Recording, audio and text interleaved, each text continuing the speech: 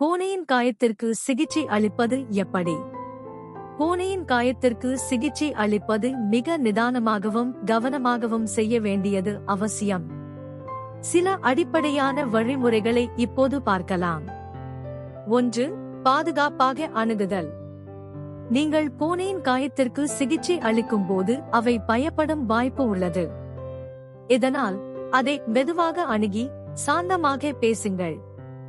நீங்கள் கைகளில் கையுறைகள் அணிந்து கொள்ளலாம், குறிப்பாக பூனை உணர்ச்சிவசப்படும் நிலையில் இருந்தால். 2. காயத்தை சுத்தம் செய்தல். காயத்தின் மீது இருக்கும் அழுக்குகள் அல்லது தோல் மீது உள்ள பொருட்களை மிக மெதுவாக நீக்கவும். தேவையான பொருட்கள்: மிதமான சூடான நீர், தூய துணி அல்லது பஞ்சு. காயத்தை சுத்தம் செய்ய ஆல்கஹால் கொண்ட சுத்திகரிப்பு பொருட்களை பயன்படுத்தலாம். 3. எந்த வகை காயம் என்பதை பார்க்கவும். சிறிய காயமாக இருந்தால் சுத்தம் செய்த பிறகு அங்கு வீக்கத்தை குறைக்க ஃபர்ஸ்ட் எய்ட் கிரீம் பயன்படுத்தலாம். ஆழமான அல்லது கசிவு உள்ள காயங்களுக்கு உடனே ஒரு விலங்குகளுக்கான மருத்துவரை தொடர்பு கொள்ளவும்.